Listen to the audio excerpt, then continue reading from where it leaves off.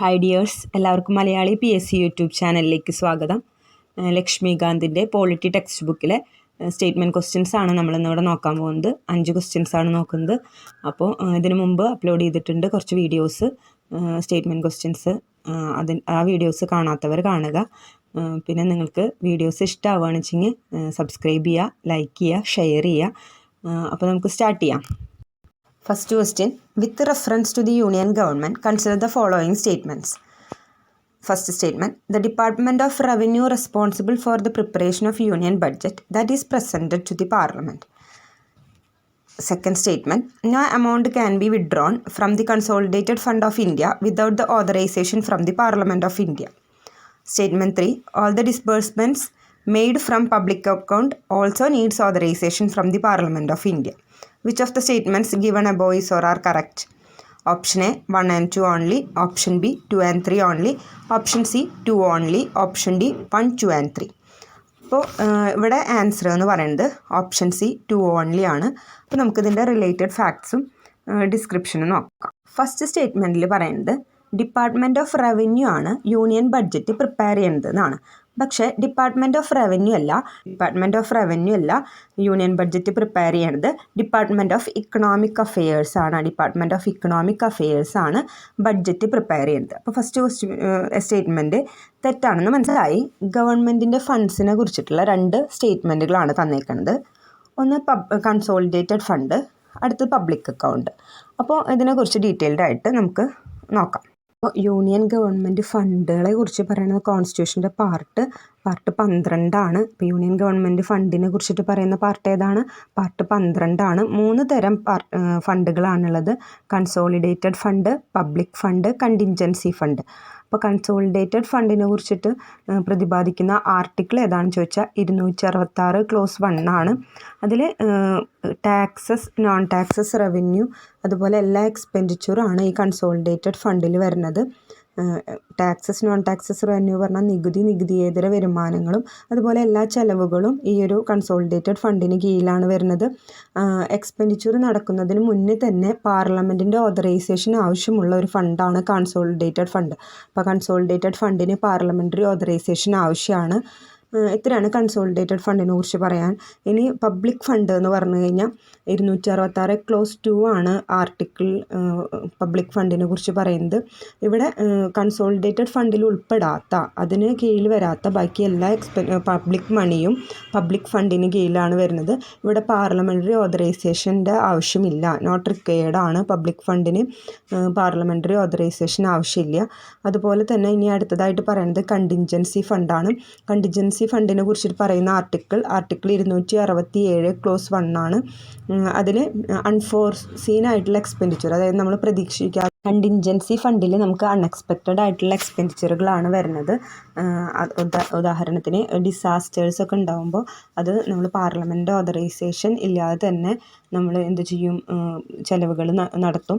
അങ്ങനെ വരുന്ന എക്സ്പെൻഡിച്ചറുകളാണ് കണ്ടിൻജൻസി ഫണ്ടിൽ ഉൾക്കൊള്ളിക്കുന്നത്.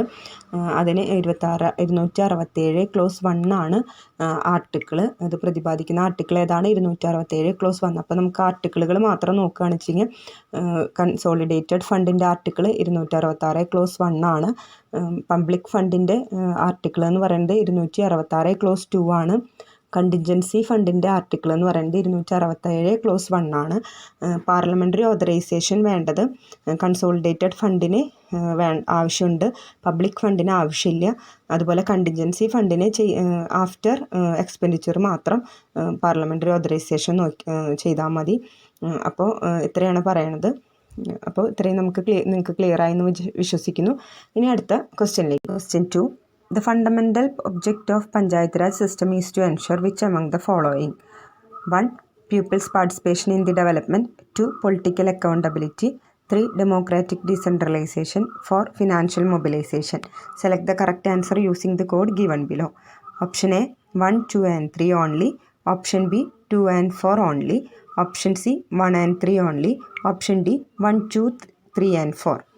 അപ്പോൾ ഈ ഒരു ക്വസ്റ്റ്യനിൽ ആൻസർ എന്ന് പറയുന്നത് ഓപ്ഷൻ സി 1 and 3 ഓൺലി ആണ്. പീപ്പിൾസ് പാർട്ടിസിപ്പേഷൻ ഇൻ ദി ഡെവലപ്മെൻറ്റും ഡെമോക്രാറ്റിക് ഡീസെൻട്രലൈസേഷനുമാണ് പഞ്ചായത്ത് രാജ് സിസ്റ്റത്തിൻ്റെ ഫണ്ടമെൻ്റൽ ഒബ്ജക്റ്റീവ്സ് എന്ന് പറയുന്നത്. അപ്പോൾ നമുക്ക് ഇതിൻ്റെ ഡീറ്റെയിൽഡ് ഇൻഫോർമേഷൻസ് നോക്കാം. പഞ്ചായത്ത് രാജ് സിസ്റ്റത്തിന് ഇന്ത്യയിലെ ഭരണഘടനാ സാധുത കിട്ടിയത് 73rd കോൺസ്റ്റിറ്റ്യൂഷണൽ അമെൻമെൻറ്റ് 1992 കൂടിയിട്ടാണ്.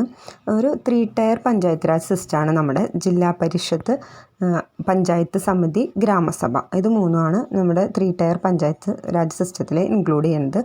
റെക്കമെൻഡ് ചെയ്തത് ബൽവന്ത് റായ് മേത്തയാണ്. അതായത് panchayat Raj system 3 tyre system recommend ചെയ്തത് ബൽവന്ത് റായ് മേത്ത 1957 അപ്പോൾ ഈ പഞ്ചായത്ത് രാജ് സിസ്റ്റത്തിൻ്റെ 2 ഫണ്ടമെൻ്റൽ ആയിട്ടുള്ള ഒബ്ജക്റ്റീവ്സ് എന്ന് പറയുന്നത്, ഒന്ന് ഡെമോക്രാറ്റിക് ഡീസെൻട്രലൈസേഷനും അടുത്തൊന്ന് പീപ്പിൾസ് പാർട്ടിസിപ്പേഷൻ ഇൻ ഡെവലപ്മെൻറ്റുമാണ്. അതായത് ജനാധിപത്യ വികേന്ദ്രീകരണവും ജനപങ്കാളിത്തവും. അപ്പോൾ ജനാധിപത്യ വികേന്ദ്രീകരണവും ജനപങ്കാളിത്തവുമാണ് പഞ്ചായത്ത് രാജ് സിസ്റ്റത്തിൻ്റെ പ്രധാന ഫങ്ഷൻസ് എന്ന് പറഞ്ഞാൽ, പ്രധാന ഒബ്ജക്റ്റീവ്സ് എന്ന് പറഞ്ഞു കഴിഞ്ഞാൽ. ഇനി ഫിനാൻഷ്യൽ മൊബിലൈസേഷനോ പൊളിറ്റിക്കൽ അക്കൗണ്ടബിലിറ്റിയോ അത് നമ്മുടെ പഞ്ചായത്ത് രാജ് സിസ്റ്റത്തിൻ്റെ ഒബ്ജക്റ്റീവ്സ് അല്ല. അതുകൊണ്ടാണ് നമുക്ക് ഓപ്ഷൻ C 1 and 3 ഓൺലി എന്നുള്ള ഒരു ഓപ്ഷൻ കറക്റ്റ് ആവുന്നത്. അപ്പോൾ നമുക്ക് ഇത് ക്ലിയർ ആയെന്ന് വിശ്വസിക്കുന്നു. ഇനി മൂന്നാമത്തെ ക്വസ്റ്റ്യനിലേക്ക് പോവാം. ഒരു question, which of the following statements is or are correct? A bill pending in the Lok Sabha lapses on its prorogation. Question 3. Which of the following statements is or are correct? Statement 1. A bill pending in the Lok Sabha lapses on its prorogation. Statement 2. A bill pending in the Rajya Sabha which has not been passed by the Lok Sabha shall not lapse on the dissolution of the Lok Sabha. Select the correct answer using the code given below. Option A 1 only, Option B 2 only, Option C both 1 and 2, Option D neither 1 nor 2. അപ്പോൾ നമുക്ക് ഈ ഒരു ക്വസ്റ്റ്യൻ്റെ answer എന്ന് പറയുന്നത് option B 2 only ആണ്. അതായത് a bill pending in the Rajya Sabha which has not been passed by the Lok Sabha shall not lapse on the dissolution of the Lok Sabha. രാജ്യസഭയിൽ പെൻഡിങ്ങിലിരിക്കുന്ന ഒരു ബില്ല് രാജ്യസഭയിൽ പാസ്സായിട്ടില്ല, അത് തീർപ്പ് കൽപ്പിക്കാതെ കിടക്കുകയാണ് ഒരു ബില്ല്, അത് ലോക്സഭയും പാസ്സാക്കിയിട്ടില്ല. അങ്ങനെ വരുന്നൊരു ബില്ല് ലോക്സഭ പിരിച്ചുവിട്ടാലും അസാധുവാകില്ല. അത് കറക്റ്റ് സ്റ്റേറ്റ്മെൻ്റ് ആണ്.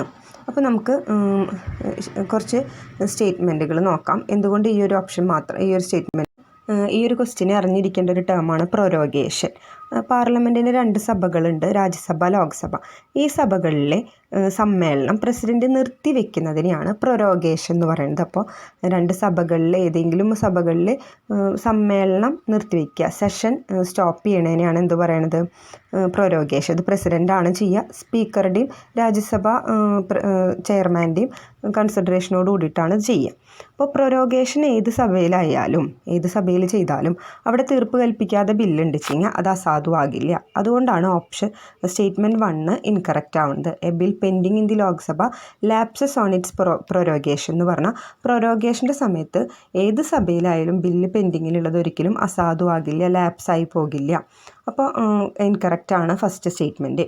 ഇനി സെക്കൻഡ് സ്റ്റേറ്റ്മെൻറ്റ് പറയുന്നത് കറക്റ്റാണ്. കാരണം രാജ്യസഭയിൽ ബില്ല് പെൻഡിങ് ആയാലും ലോക്സഭ പാസ്സാക്കാത്ത ബില്ലാണ് വെച്ചെങ്കിലും ലോക്സഭ പിരിച്ചുവിട്ടാലും അത് അസാധുവാകില്ല. അതുപോലെ തന്നെ അസാധുവാകാത്ത 2 സിറ്റുവേഷൻസാണ്. രാജ്യസഭയിൽ പാസ്സാകാതെ കിടക്കുന്ന ബില്ല് ലോക്സഭ പാസ്സാക്കിയാൽ അത് അസാധുവാകില്ല. അതായത് രാജ്യസഭയിൽ പാസ്സാകാതെയാണ് ബില്ല് കിടക്കുന്നത്, ലോക്സഭ പാസ്സാക്കി, അപ്പോൾ അത് അസാധുവാകില്ല. അതായത് പിന്നെ അതുപോലെ ഇരുസഭകളും പാസ്സാക്കിയതും പ്രസിഡൻറ്റിൻ്റെ ഒരു അനുമതിക്കായിട്ട് കാത്തിരിക്കുന്നതുമായിട്ട് ബില്ല് അസാധുവാകില്ല. അപ്പോൾ ഇരുസഭകളും പാസ്സാക്കി പ്രസിഡൻറ്റിൻ്റെ അനുമതിക്കായിട്ട് കാത്തിരിക്കുകയാണ്, അങ്ങനെയുള്ള ബില്ലും അസാധുവാകില്ല. അപ്പോൾ ഇത്രയൊക്കെയാണ് ഈ ഒരു ക്വസ്റ്റ്യനുമായിട്ട് റിലേറ്റഡ് ആയിട്ടുള്ള ഫാക്ട്സ്. ഇനി നെക്സ്റ്റ് ക്വസ്റ്റ്യനിലേക്ക് പോവാം. Fourth question, consider the following statements. Statement 1. The minimum age prescribed for any person to be a member of Panchayat is 25 years.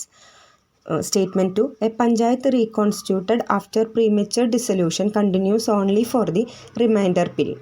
Which of the statements given above is or are correct? Option A 1 only, Option B 2 only, Option C both 1 and 2, Option D neither 1 nor 2.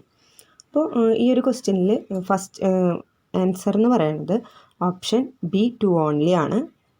അപ്പോൾ നമുക്കിതിൻ്റെ explanation നോക്കാം. First statement പറയുന്നത് 25 ഇയേഴ്സാണ് ഒരു panchayat member ആവാനുള്ള അടിസ്ഥാന age എന്ന് പറയുന്നത്. പക്ഷേ 25 ഇയേഴ്സ് അല്ല, 21 ഇയേഴ്സാണ്. 21 വയസ്സ് കഴിഞ്ഞ ആർക്കും പഞ്ചായത്തിലെ മെമ്പർ ആവാൻ കഴിയും. അപ്പോൾ ആ ഒരു സ്റ്റേറ്റ്മെൻറ്റ് നമുക്ക് തെറ്റാണെന്ന് മനസ്സിലാക്കാം. അടുത്തതായിട്ട് വരുന്നത് നമുക്ക് പഞ്ചായത്ത് ഇലക്ഷൻ വന്നു കഴിഞ്ഞാൽ ആ ഇലക്ഷൻ കഴിഞ്ഞ് ഫസ്റ്റ് മീറ്റിങ്ങിന് ശേഷം 5 വർഷമാണ് ഓരോ പഞ്ചായത്തിൻ്റെയും കാലാവധി. അത് സ്റ്റേറ്റ് ലോ അനുസരിച്ചിട്ട് അതായത് 5 വർഷം തികയുന്നതിന് മുമ്പ് തന്നെ നമുക്ക് ഈ ഒരു പഞ്ചായത്തിനെ പിരിച്ചുവിടാൻ സാധിക്കും. അങ്ങനെ പിരിച്ചുവിട്ട് കഴിഞ്ഞാൽ അതിനെയാണ് പ്രീമച്വർ ഡിസൊല്യൂഷൻ എന്ന് പറയുന്നത്. അങ്ങനെ പിരിച്ചുവിട്ട് കഴിഞ്ഞാൽ 6 മാസത്തിനുള്ളിൽ ഒരു ഇലക്ഷൻ നടത്തണം. അങ്ങനെ ഇലക്ഷൻ നടത്തി വരുന്ന ആ ഒരു ഒരിക്കലും ഫുൾ 5 ഇയേഴ്സ് ലോങ് ആയിട്ടുള്ളൊരു ഡ്യൂറേഷൻ ഉണ്ടാവില്ല.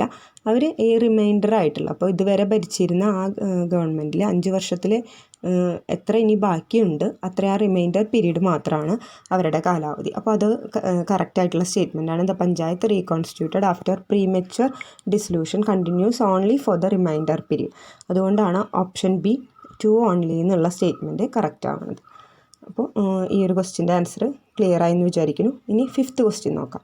Question with reference to Gram Nyayalaya act which of the following statements is or are correct? Statement 1. As per the Act, Gram Nyayalayas Act can hear only civil cases and not criminal cases. Statement 2. The Act allows local social activists as mediators or reconciliators. Select the correct answer using the code given below. Option A 1 only, Option B 2 only, Option C both 1 and 2, Option D neither 1 nor 2. അപ്പോൾ ഈ ഒരു ക്വസ്റ്റ്യനിൽ answer എന്ന് പറയുന്നത് option B 2 only ആണ്. അപ്പോൾ reason നമുക്ക് നോക്കാം. ഗ്രാം ന്യായാലയാസ് ആക്ട് 2008 നിലവിൽ വന്നിരിക്കുന്നത്. അപ്പോൾ ഗ്രാം ന്യായാലയാസ് ആക്ട് എന്ന് പറയുന്നത് 2008 നിലവിൽ വന്നിരിക്കുന്നത്. അതിനനുസരിച്ച് ഗ്രാം ന്യായാലയങ്ങളും അതുപോലെ വില്ലേജ് കോർട്ടുകളും എസ്റ്റാബ്ലിഷ് ചെയ്യപ്പെട്ടു. ഇങ്ങനെ റൂറൽ ഏരിയാസിൽ വേഗത്തിൽ നീതി നടപ്പാക്കുന്ന അതിന് വേണ്ടിയിട്ടുള്ള സ്ഥാപനമാണ് വില്ലേജ് കോർട്ട്സ് അല്ലെങ്കിൽ ഗ്രാം ന്യായാലയാസ് എന്ന് പറയുന്നത്.